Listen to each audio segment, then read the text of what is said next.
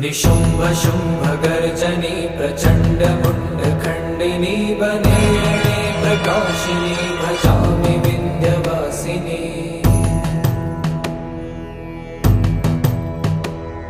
त्रिशूलमुण्डधारिणी धरा विघातहारिणी गृहे गृहे निवासिनी भजामि विन्ध्यवासिनी। दरिद्र दुःखहारिणी सदा विभूतिकारिणी वियोग शोकहारिणी भजामि विन्ध्यवासिनी।